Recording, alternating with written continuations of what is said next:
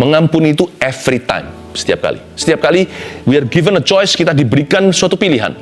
To forgive or to not forgive.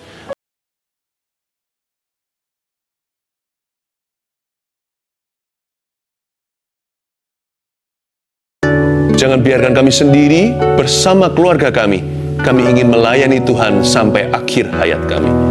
Ciptakan suasana itu dalam setiap rumah, ya Tuhan tercinta. Sampaikan sabdamu, sembunyikan hamba-hambamu di balik salib Yesus. Dalam nama Yesus. Haleluya. Amin. Puji Tuhan. Mari kita buka Alkitab kita. Hari ini kita akan belajar tentang keluarga. Hari ini judulnya adalah Bahagia Keluarga Kristen. Saya tambahi satu subtema. Subtitlenya begini, 2 racun, 3 sempurna. Apa maksudnya? Ada 2 racun yang harus dihindari kalau family mau happy. Tapi 3 sempurna ini asal ada 1 aja, pasti cepat lambat 3-tiganya ada. Tidak ada keluarga sempurna, saya mengerti. Saya tahu, semua keluarga pasti ada kekurangannya, termasuk keluarga hamba Tuhan sekalipun. Tapi asal ada 3 hal ini dalam keluarga itu akan bertumbuh dan sempurna di mata Kristus. Jadi ada ternyata keluarga sempurna itu, yaitu keluarga yang bertumbuh, keluarga yang semakin taat, keluarga yang semakin besar kasihnya. Bahagia keluarga Kristen, 2 racun, 3 sempurna, Kolose 3 ayat 5-17. Judulnya di sini manusia baru. Rasul Paulus menulisnya kepada jemaat di Kolose. Yang nanti dibawa lagi yang kita tidak bahas hari ini adalah hubungan antara anggota-anggota rumah tangga. Jadi Paulus memang konteksnya keluarga. Ayat 5. Di Lembaga Alkitab Indonesia, Alkitab di tangan kita ini, judulnya manusia baru. Mari kita baca dari situ ya. Karena itu matikanlah dalam dirimu segala sesuatu yang duniawi, yaitu percabulan, kenajisan, hawa nafsu, nafsu jahat, dan juga keserakahan, yang sama dengan penyembahan berhala. Jadi, dosa berat. Semuanya itu mendatangkan apa? Murka Allah atas orang-orang durhaka. Dahulu kamu juga melakukan hal-hal itu ketika kamu hidup di dalamnya. Berhenti di sana. Demi kebahagiaan dan keutuhan keluarga kita masing-masing, anggota keluarga terdiri dari papa, mama, dan anak-anak pula. Gak punya anak pun, kalau itu suami istri, di mata Tuhan tetap utuh satu family. Pokoknya, kalau kita anggota keluarga seseorang, kita mengambil peran, tidak boleh egois hidup bagi diri sendiri. Termasuk dosa tersembunyi, hidden sins, seperti percabulan, hawa nafsu. Kadang-kadang kita berkata, tubuh ya tubuhku, badan ya badanku. Gua mau apa kan terserah gua, asal orang lain nggak tahu. Nggak bisa begitu. Tahukah Anda semua dosa kecanduan itu berhubungan dengan the rest of the family? Karena itu, bayarlah harga untuk kebahagiaan, bayarlah harganya untuk rencana Allah. Kasih Tuhan itu free, rancangannya ada harga yang harus kita bayar. Supaya kita berjalan dalam rencana Tuhan, harus ada ketaatan karena Tuhan tidak pernah memaksa. Itulah sebabnya bayarlah semua harga untuk menghindari satu racun pertama, dosa seks. Dosa seks itu di sini bukan hanya perzinahan, kenajisan semua, tapi percabulan juga, masturbasi, pornografi, segala bentuk kompromi. Karena barang siapa melakukan dosa seks, baik dengan seorang manusia lain, ya kan, dengan lawan jenis, atau lebih ngeri lagi dengan sesama jenis, atau diri sendiri, solo istilahnya, tidak ada orang lain terlibat kecuali dirinya. Apapun itu juga, siapa yang melakukan dosa itu, sang pendosa akan terisolasi di dalam hatinya, teralienasi, alienated.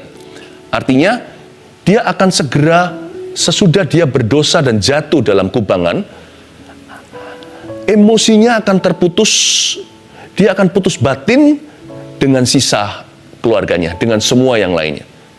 Akan ada sesuatu yang patah, bukan hanya dalam hubungan dengan Allah, tapi hubungan dengan anggota keluarga yang lain. Terlebih lagi kalau itu kepala keluarga. Karena itu jangan main-main, tubuhmu adalah bait suci. Persembahkan sebagai persembahan yang benar, persembahan yang hidup dan berkenan kepada Allah. Badan kita ini bukan milik kita sendiri. Tubuh kita adalah bait Allah, artinya hidupku bukannya aku lagi, tapi Yesus dalamku. Bukan hanya itu, tapi kita ini hidup selalu dalam community. Komunitas yang paling kecil, unit paling rendah adalah family. Unit yang paling sederhana itu keluarga. Apa yang kita lakukan kepada badan kita, entah itu narkoba, rokok termasuk, nikotin, apapun juga yang sifatnya candu, atau yang merusak tubuh, merusak jiwa, itu merusak keluarga. Jangan pernah berkata, urusan gua. Selalu ada hubungannya, karena Alkitab berkata, dia mendatangkan murka. When you play with this sin, you jeopardize your whole entire family and loved ones. Kalau kita bermain-main dengan dosa ini, kita sedang mempertaruhkan seluruh family. Mau nggak mau, sesuatu terjadi di dalam alam rohani. Pasti ada peperangan yang eskalasi. Peperangan rohani yang nggak perlu terjadi. Ya, itulah sebabnya dibutuhkan lebih banyak terang di dalam setiap family. Kalau bisa semakin sedikit kegelapan. Dengan satu orang jatuh, kegelapan semakin bercokol di sana. Bisa nggak dimenangkan kembali? Bisa nggak dikalahkan? Bisa nggak kutuknya dicabut? Bisakah terjadi pengampunan? Of course, tentu bisa. Darah Yesus bisa menghapus apa saja semua noda. Tapi peperangannya pasti bertambah. Karena kita menabur yang salah. Be careful ya. Malah menurut saya ya, kalau orang jatuh di area kebiasaan buruk, tersembunyi lagi, orang itu seharusnya minta maaf sama the rest of the family. Karena badannya bukan miliknya, tapi milik seluruh keluarganya. Tahukah bahwa kita adalah pintu masuk setan? Kita juga bisa jadi tentunya pintu masuk Tuhan. Makanya Paulus bilang apa? Ketika Paulus bicara sama kepala penjara di Filipi itu, yang dibebaskan, terjadi goncangan, lalu dia baptiskan, dia berkata, barang siapa percaya kepada Tuhan, jikalau satu aja terima Yesus dalam satu keluarga, seisi rumah tangganya akan diselamatkan. Kita ini pintu masuk Tuhan atau pintu masuk setan? Pilihlah hari ini. Hindari dosa seks. Racun pertama, jangan main-main di sana. Apalagi kalau perselingkuhan. Apalagi kalau ada simpanan. Ya nggak ada dosa besar, dosa kecil, semua dosa sama saja. Konsekuensinya yang berbeda. Kalau melibatkan orang lain, ya pasti ada orang lain yang dirugikan. Tentunya ada pemberesan yang lebih besar. Tapi di mata Tuhan, semua dosa adalah kejatuhan. Tapi kita diberi Roh Kudus. Nah, sekarang saya ngomong begini bukan supaya membuat Anda tertuduh, tapi memberi jalan keluar. Ini solusinya. Minta maaf sama Tuhan Yesus. Akui dosamu. 1 Yohanes pasal 1. Barang siapa mengaku dosanya, Allah itu setia dan adil pula. Dia akan mengampuni kita dari segala dosa kita dan menyucikan kita dari segala kejahatan kita. Kita punya satu perantara. Kita dengar firman Tuhan supaya jangan jatuh dalam dosa, tapi kalau kita jatuh dalam dosa, kita punya seorang pembela. Asal sana bertobat sungguh-sungguh, asal kita menyesal, dan kita mengakui dosa kita minta tolong sama Roh Kudus, Dia akan bebaskan kita. Jadi kabar baiknya dari saat teduh ini, there is a way out. Tapi firman ini juga berbicara kepada kita yang selama ini mungkin tidak menganggap ini serius. Kita kira di dunia yang individualistis ini, kita mengira apa yang kulakukan pada diriku sendiri itu urusanku. Ternyata salah. Ternyata kebenarannya begini, ada hukum rohani. Lanjut ayat 8. Racun kedua saya beritahukan. Tetapi sekarang, buanglah semuanya ini, yaitu marah, geram, kejahatan, fitnah, dan kata-kata kotor yang keluar dari mulutmu. Ini satu jenis semua. Jangan lagi kamu saling mendustai, karena kamu telah menanggalkan manusia lama serta kelakuannya, dan telah mengenakan manusia baru yang terus-menerus diperbaharui untuk memperoleh pengetahuan yang benar menurut gambar Kristus, gambar kaliknya. Dalam hal ini tiada lagi orang Yunani atau orang Yahudi, orang bersunat atau orang tidak bersunat, orang barbar atau orang skit, budak atau orang merdeka, tetapi Kristus adalah semua dan di dalam segala sesuatu. Racun kedua, hindari apapun harganya, namanya dosa lidah. Wah, ini koleksinya di ayat 8 jelas sekali. Ditambahi lagi di ayat 11 tentang tidak ada orang Yahudi, Yunani, orang bersunat, tidak bersunat, barbar, skit, budak, merdeka. dari dusta sampai rasisme, kata-kata yang sifatnya prejudisme, diskriminasi, kata-kata yang melukai, bunuh karakter, fitnah, gosip. Dosa lidah itu beda dengan dosa seks yang saya sebutkan tadi. Barang siapa melakukan percabulan, dia berdosa terhadap tubuhnya sendiri. Gambar dirinya kan rusak. Gambar diri sendiri tidak akan pernah pulih selama terus main-main dengan dosa itu. Tapi lidah biasanya merusak gambar diri orang lain. Dosa lidah itu bisa mengundang awan kelabu di dalam keluarga kita. Dosa lidah itu membawa atmosfer, bisa mengubah atmosfer yang baik-baik jadi negatif, jadi keruh, jadi suasana nggak enak. Karena itu hindari kata-kata amarah, kata-kata kotor, geram, kejahatan. Ada suami istri yang dikit-dikit bertengkar, cekcok, tidak besar, sudah sebut cerai. Kalau Tuhan tidak pernah pesankan perkataan itu, Anda ucapkan, tidak ada berkat Tuhan di dalamnya. Jangan paksa Tuhan berkati apa yang salah. Sehingga Anda bertanya-tanya, kenapa ya? Pernikahan saya kok susah? Lalu kecewa sama Allah. Bukan. Bagaimana Allah bisa memberkati sesuatu yang Allah perintahkan jangan? Tuhan tidak pesan ini kita lakukan, lalu kita paksa Tuhan berkati. Jangan kecewa sama Tuhan. Berhentilah mengucapkan kata-kata yang mendukakan Roh Kudus di dalam rumah. Dikit-dikit cerai, dikit-dikit ngomong aku sudah mau berpisah sama kamu. Lalu nanti muncul lagi perkataan-perkataan yang sangat menyakitkan. Aku menyesal kawin sama kamu. Tuhan sembuhkan, kita lukai. Baru dibalut, langsung berdarah-darah lagi. Hentikan. Jangan izinkan setan bekerja terus di dalam rumah tanggamu. Dosa lidah ini juga bisa dikoreksi dengan lidah yang benar. Jadi kalau Anda mengucapkan sesuatu kata-kata, dicabut memang susah. Ya, mengutarakan sesuatu itu gampang, tapi sesudah itu orang yang mendengarnya, yang Anda lukai dengan perkataan itu akan susah melupakannya. Tapi tetap bagaimanapun juga dengan pertolongan Roh Kudus, asal ada pertobatan yang sungguh-sungguh, Tuhan akan urapi perkataanmu untuk memutarbalikkan atmosfer yang salah yang sudah terjadi. Ucapkan kata-kata di opposite spirit, roh yang berlawanan. Munculkan lewat pengakuan iman, kata-kata yang positif, yang membangun, terutama kata-kata firman Allah. Itu dia, ucapkan itu. Lama-lama nanti, perkataan burukmu masa lalu, perkataan negatif yang tidak diulang lagi, itu akan runtuh kuasanya, seperti borok yang sudah kering, masih ada goresannya, tapi sudah tidak ada nanahnya. Dipegang udah nggak sakit, karena sudah tidak basah. Ya, saya punya seorang teman, waktu saya kecil, wah boroknya nggak pernah kering, ternyata baru mau kering, langsung dicowel lagi. Baru mau kering, pakai kukunya sampai infeksi. Berhenti lukai diri sendiri, Anda berharga, keluarga Anda dicinta, dan Tuhan mengandungkan berkat di dalam familymu. Rancangan damai sejahtera, rencana pengharapan di masa depan. Jangan digaruk terus di luka lama. Sekarang pakai antiseptiknya Tuhan Yesus. Pakai kata-kata yang menyembuhkan, healing words. Faithful words, firman yang penuh dengan perkataan yang penuh dengan firman. Kind words, kata-kata yang baik, kata-kata yang saleh, kata-kata yang baik hati, kata-kata yang membangun. Yang dengar aja bisa adem gitu di dada. Dengan kata-kata pula, kata-kata salah diputarbalikkan. Percayalah, ada kuasa di mulut kita.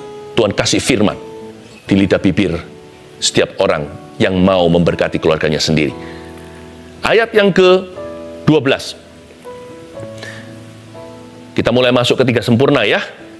Catat. Karena itu sebagai orang-orang pilihan Allah yang dikuduskan dan dikasihinya. Katakan gini sekarang, keluargaku dipilih Allah dan dikuduskan, serta dikasihinya. Katakan, keluarga saya dipilih Allah. Yes, dikuduskan dan dikasihinya. Sekali lagi, keluarga saya dipilih Allah, dikuduskan dan dikasihinya. Itu dia, healing words. Kalimat kesembuhan. 3 sempurna demikian. Kenakanlah belas kasihan, kemurahan, kerendahan hati, kelemah lembutan, dan kesabaran. Betapa indah ya. kenakanlah belas kasihan. 3 sempurna, yang satu ini gizi sorga buat setiap family. Catat, belas kasihan dari Tuhan. Selalu selaras dengan belas kasihan. Apapun yang Anda katakan dan lakukan, ini standarnya, ini SOP, standard of procedure-nya Tuhan Yesus. Selalu berkaca, bercermin dengan image, gambar kaliknya ini. Pokoknya apapun yang kita lakukan, selalu timbang dengan ini, selalu disensor sama ini. Ini dari belas kasihan atau dari benci? Kalau dari belas kasih, bunyinya gini, kasih, damai sejahtera, sukacita, kesabaran, kebaikan, kemurahan, kelemah lembutan, penguasaan diri, maksudnya kesetiaan. Tapi kalau dari benci, bunyinya gini, benci, kebencian. Bukannya sukacita, damai sejahtera, kesedihan, damai sejahtera, kepanikan, kegelisahan. Bukan kebaikan, kejahatan. Bukan kesabaran, kemarahan. Lawan katanya aja, bukan kesetiaan, pasti ada perselingkuhan. Bukan penguasaan diri, pasti ada lepas kendali. Buah roh kalau dibalik, itu buah roh setan. Karena itu kalau Anda selalu SOP-nya belas kasihan, tidak bisa tidak. Kalau Allah yang memesankan itu, ada berkat Allah di dalamnya. Kalau Allah tidak memesankan kebencian, Anda benci, tidak ada berkat di situ. Karena Allah tidak suruh. Jangan suruh Tuhan bayar sesuatu yang Tuhan tidak beli. Tuhan beli di kayu salib itu bukan hanya nyawa kita supaya jangan masuk neraka, alias masuk surga, nama kita tertulis dalam kitab kehidupan, tapi yang Tuhan beli di kayu salib adalah buah roh di dalam kehidupan kita. Tuhan tidak pernah beli di atas sana lunasi untuk roh jahat. Dia lunasi untuk apa yang Roh Kudus punya di dalam kehidupan Anda dan saya. Supaya kita bisa jadi orang yang setia, supaya bisa mengerti kasih. Karena itu, taburlah belas kasihan dari Tuhan. Oleh karena itu, tapi Anda mungkin berkata, tapi susah pastor, susah saya untuk mengasihi. Siapa suruh Anda mengasihi dengan kasihmu? Sumbernya itu Yesus. Karena itu, di sini Paulus jelaskan di kata pertama, kenakanlah. Jadi, itu baju, itu bukan milikmu. Sesuatu yang foreign, sesuatu yang asing, bukan dari badanmu, bukan orisinil dari dirimu, tapi dari seseorang yang lain, yang meminjamkan kepada Anda. Kasih itu dipinjamkan. Kasih itu diberikan untuk Anda cuma-cuma, dan minta sama Tuhan memberimu kasih untuk orang lain, bahkan yang membenci Anda, atau yang Anda benci sekaligus. Kenakanlah belas kasihan, berarti belas kasihan itu dari Tuhan. Kalau kita nggak tahan, kita selalu berdoa dulu dan berkata, doa itu kan mengisap susu sorga. Dan kita bisa berkata, Tuhan, aku nggak mampu mengasihi suamiku yang pernah selingkuh. Tapi, seperti Yesus gitu loh doanya. Bukan kehendakku yang jadi, tapi kehendakmu. Lalu Yesus dikuatkan oleh malaikat. Sekalipun peluhnya menjadi darah. Dia bergumul loh ya. Katakan, tetapi biar kehendakmu yang jadi, beriku kekuatan dan belas kasihan dari Tuhan untuk bisa mengasihi suamiku. Pinjamkan roti ya Tuhan, ku berikan orang yang mengetuk pintuku, sekalipun dia tidak layak untuk dibantu.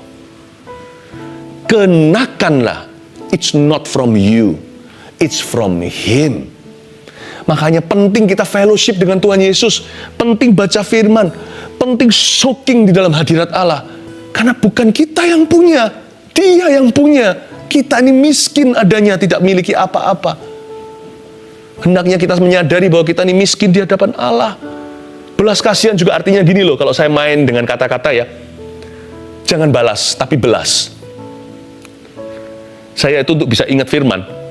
Belas kasihan, kenakanlah belas kasihan. Saya bisa trik otak saya sendiri untuk bisa mengerti. Belas-belas, saya main bahasa. Jangan balas. Saya selalu milih belas. Saya selalu memilih untuk mengasihi orang yang sama belasan kali per hari. Sekalipun dia tidak layak menerima. Itulah artinya belas kasih. Jangan merasa diri sudah punya belas kasihan kalau belum mengasihi orang yang sama belasan kali sehari. Atas kesalahan yang sama. Ya pastor ngomong gini mudah, lebih susah jadi orang membenci. Percaya nggak? Sesusah-susah mengasihi, lebih susah jadi orang yang membenci. So, you choose. I choose to be happy. I prefer my family would be happy. Karena itu saya harus menjadi makhluk kasih, bukan makhluk benci. Karena firman Tuhan berkata, buahnya kasih itu sukacita. Enak kan?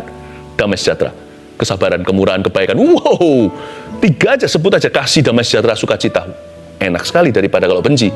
Itu berarti kegelisahan dan kedukaan. Saya tidak mau itu. Saya mau ikut Yesus. Yang kedua, ayat 13.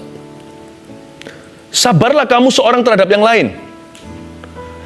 Ampunilah seorang kan yang lain apabila yang seorang menaruh dendam terhadap yang lain. Ampunilah. Sama seperti comparisonnya ke Tuhan. Sama seperti Tuhan telah mengampuni kamu. Ampuni karena Dia telah mengampuni dulu. Kamu perbuat jugalah demikian. Dan di atas semuanya itu, kenakanlah kasih sebagai pengikat yang mempersatukan dan menyempurnakan. Hendaklah damai sejahtera Kristus memerintah dalam hatimu. Karena untuk itulah kamu telah dipanggil menjadi satu tubuh dan bersyukurlah. Sempurna 2, catat. Pengampunan setiap kali. Makanya ayat 13 tertulis, dan ampunilah seorang kan yang lain. Sabar saja nggak cukup. Kalau di hatinya masih dendam, itu bukan sabar, itu nahan namanya, menahan. Itu menumpuk-numpuk jadi stres di dalam kita kalau nggak jadi penyakit. Tinggal bom waktu. Karena itu Paulus pintar sekali secara rohani, ilham Kristus ada atasnya. Sabarlah kamu dan ampunilah. Supaya kamu jangan meledak. Dan supaya jangan jadi penyakit di dalam dirimu. Pengampunan setiap kali, kenapa?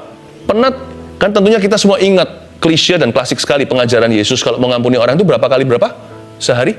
7 kali 70 kali. Mana ada orang gini loh, yang ngampuni capek kan? Yang buat salah juga capek loh. Mana ada orang dalam satu hari melakukan kesalahan yang sama 7 kali 70. Itu 490 kali. Orang itu masa nggak tidur? Masa nggak ke WC? Maksudnya di situ bukan hitung-hitungan. Justru itulah poinnya. Kalau ngampuni itu jangan perhitungan sama Tuhan. Jangan jadi seorang yang suka menyimpan dendam. Jangan jadi seorang perasa penyimpan kesalahan orang lain. Karena Tuhan berkata sama kita, janjinya damai sejahtera. Hendaklah damai sejahtera Kristus memerintah dalam hatimu. Nggak bisa damai hidup kalau ada dendam. Nggak bisa damai hidup kalau kepahitan. Hendaklah damai sejahtera Kristus memerintah dalam hatimu. Untuk itu ampunilah. Kenakan kasih sebagai pengikat yang mempersatukan dan menyempurnakan.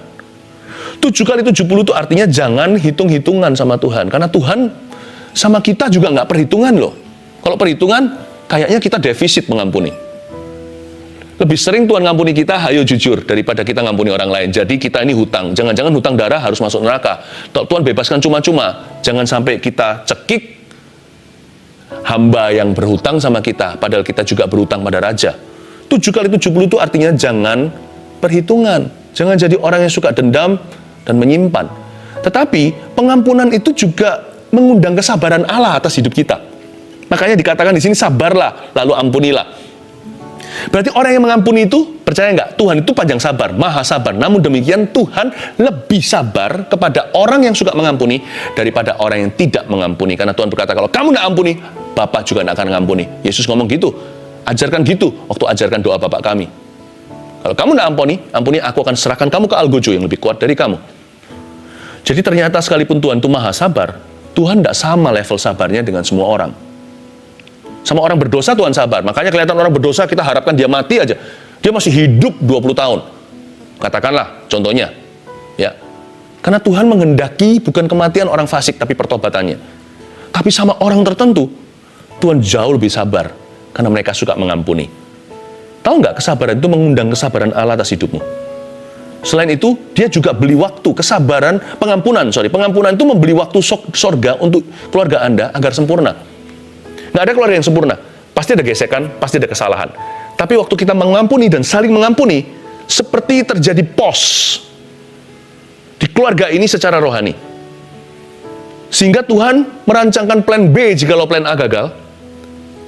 Dan keluarga itu dengan saling mengampuni, keluarga tersebut membeli waktu sorgawi agar disempurnakan oleh Allah. Entah di-hair lagi, tapi lain kali akan sukses karena kali ini dia bisa ngampuni. Berarti dia menerima kekuatan baru. Berarti dia berjalan dalam ketaatan. Ya. Nah hanya itu, tapi ketika mereka saling mengampuni itu, keluarga ini seolah-olah sempurna di mata Allah. Sekalipun mereka berbuat salah, asal mereka saling memaafkan, langsung di mata Tuhan sempurna. Seperti waktu Yesus berkata sudah selesai di kayu salib, kan masih banyak orang berdosa.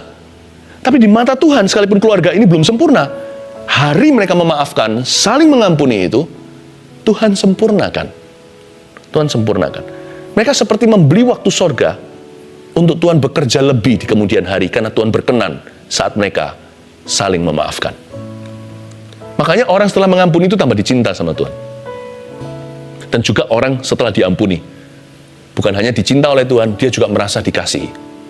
Amazing, pengampunan is amazing. Karena itu saya kasih 3 sempurna bagi keluarga yang sama sekali nggak sempurna. Pengampunan setiap kali. Do not commit less than that. Jangan komitmenmu kurang 1 iota pun dari itu. Jangan kurang 1 step, 1 langkah dari sana. Mengampuni itu every time, setiap kali. Setiap kali we are given a choice, kita diberikan suatu pilihan. To forgive or to not forgive. Untuk mengampuni atau tidak mengampuni. Every time, setiap kali, pilihlah mengampuni. Maka Anda sempurna di mata Allah. Terakhir, ayat yang ke-16. Hendaklah perkataan Kristus diam dengan segala kekayaannya di antara kamu, sehingga kamu dengan segala hikmat mengajar dan menegur seorang kan yang lain, dan sambil menyanyikan mazmur dan puji-pujian dan nyanyian rohani, kayak saat teduh ya, kamu mengucap syukur kepada Allah di dalam hatimu, dan segala sesuatu yang kamu lakukan dengan perbuatan, perkataan atau perbuatan, lakukanlah semuanya itu dalam nama Tuhan Yesus, sambil mengucap syukur oleh Dia kepada Allah. Ayat 16 sekali lagi, hendaklah perkataan Kristus diam dengan segala kekayaannya. Nggak hanya satu level kekayaan, segala kekayaannya, nggak hanya satu dimensi, bukan hanya 3D, 4D, tapi heavenly. Ya, tapi semua dimensi di antara kamu, sehingga kamu dengan segala hikmat, kata-kata hikmat itu mengajar, bahkan menegur, nggak hanya yang enak-enak saja, tapi waktu nggak enak pula, seorang kan yang lain, dan sambil menyanyikan mazmur dan puji-pujian, nyanyian rohani, kamu mengucap syukur kepada Allah di dalam hatimu. Yang ketiga, apa yang menyempurnakan keluarga? Perkataan membangun yang disengaja. Itu dia. Bayar harganya? Mungkin harganya murah tapi kerasa berat. Karena kikuk dan kaku, karena itu tidak sesuai dengan tradisi rumah tangga selama ini.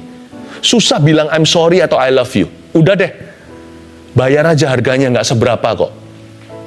Kalau itu bisa jadi berkat buat orang lain, Anda perlu keluar dari personality kepribadianmu. Bukan jadi orang lain, tapi jadilah lebih tinggi dari dirimu. Jadilah seperti Kristus. Dunia ini kan suka gembar-gemborkan apa? Be yourself, be yourself. I must say, saya tidak setuju. Bukan jadi diri sendiri. Meskipun saya percaya kita jangan jadi seperti orang lain atau mencoba copy. Enggak. Saya tidak mau ikuti cara dunia filsafatnya yang kosong. Jadilah dirimu sendiri. Saya selalu tekankan, not just to be yourself, but to be your Christ-like self. Tidak menjadi dirimu sendiri, tapi menjadi dirimu yang seperti Kristus. Lebih tinggi dari dirimu hari ini. Tapi aku ini kaku, pastor. Ya sekarang. Kalau Anda kaku, Anda tahu, keluarga Anda selama ini semuanya juga kaku, tidak ekspresif. Gara-gara Anda, mungkin katakan sebagai kepala keluarga, mungkin Anda perlu berubah style. Yesus memberimu kekuatan. Tapi aku kaku. Ya, tapi Yesus nggak kaku kan? Iya sih, Yesus tinggal di mana? Di dalam diriku. Ya sudah, ikuti Yesus, jangan ikut dirimu. Saya ini orang yang nggak pernah berkata I'm sorry waktu saya belum kenal Tuhan. Oh, nggak pernah saya, terlalu gengsi. Untuk saya berkata I love you, nggak mungkin itu terjadi. Ya, kalau sama keluarga apalagi gitu ya, yang namanya pelukan, cium itu nggak terjadi dalam hidup saya. Bukan begitu kepribadian saya, tapi Tuhan ubah saya. Hidupku yang sekarang ini tidak seperti aku, tapi seperti apa yang Yesus gambarkan, gambar kaliknya untuk diriku. Ayo mendaki bukit itu. Perkataan, kalau itu adalah harga murah yang harus kau bayar. Apalagi seringkali yang kaku itu papa sama putra, father and son. Wah, itu kaku pol. Orang Surabaya bilang begitu. Itu kaku sekali. Udah nggak pernah lah. Nggak pernah. Apapun juga nggak pernah ada suatu afirmasi, pengakuan, peneguhan. Mungkin dikatakan good job, apa segalanya. Rasanya itu kayak nggak bisa keluar mulut kata-kata itu. Padahal kita tahu, kata-kata itu anak kita akan senang mendengarnya. atau papa kita akan sangat bangga diucapkannya. Mungkin waktu diucapkan tidak ada ekspresi, karena gengsi atau karena risih. Tapi lihat ya, setahun kemudian itu menjadi kenangan indah atau sweet memory. Mother and daughter. Mama dan putrinya.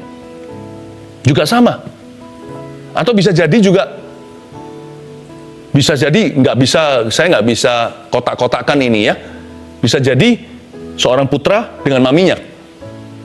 Atau seorang ayah dengan putrinya, dengan anak perempuannya. Rasanya nggak pernah ekspresif gitu loh. Nggak usah gini-gini, risih, dan sebagainya. Karena papanya itu macho man sekali. Nggak pernah bisa ketemu. Ada sesuatu yang nggak kesambung. Sekalipun Kristus mengasihi semua orang, sekalipun ada kasih Yesus di rumah itu, selama perkataan tidak dirilis, dalam segala dimensi kekayaan hikmatnya, selama kata-kata hikmat itu nggak tentu kedengarannya pintar, tapi kata-kata yang pas kena ke hati, yang akan membangun anggota keluargamu itu. Apa susahnya sih jadi tukang posnya Tuhan, kirim surat Tuhan lewat dirimu, lewat perkataanmu. Tuhan mau pinjam cintamu, ekspresimu, untuk salurkan cintanya. Tidak perlu atasnamakan Tuhan Yesus. Yesus mengasihimu nak, itu biasa. Itu loh, dengarkan pendeta. Pendeta bilang, Yesus mengasihi Anda, mengasihi kamu. Yang dia butuhkan sekarang bukan Yesus cinta padamu. Yang dia butuhkan sekarang, Papa sayang enggak sama aku. Itu dia. Selama perkataan itu nggak pernah dirilis, ada satu dimensi kekayaan Kristus akan hilang dari kehidupan anggota keluarga Anda.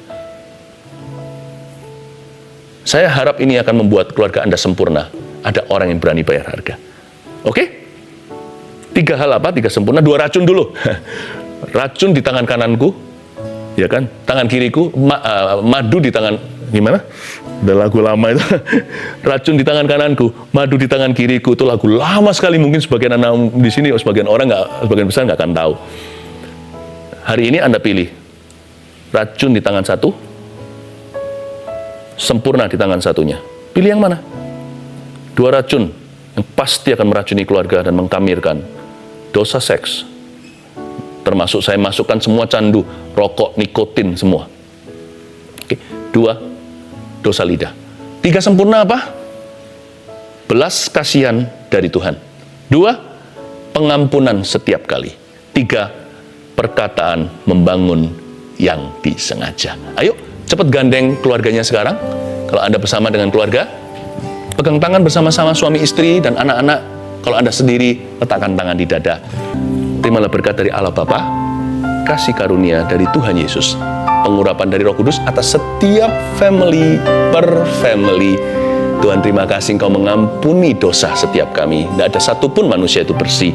Terima kasih Kau bersihkan kami dari kenajisan hari ini dan memberi janji bahwa keluarga kami bukan hanya happy, tapi akan dipenuhi dengan kemuliaan Allah, dipakai Tuhan hingga Tuhan datang. Berkat ini terimalah per family, kepala keluarga, istri ibu rumah tangga, suami istri, anak-anak, keturunan anak cucumu menjadi gagah perkasa di bumi. Dalam nama Yesus, love you. Amin.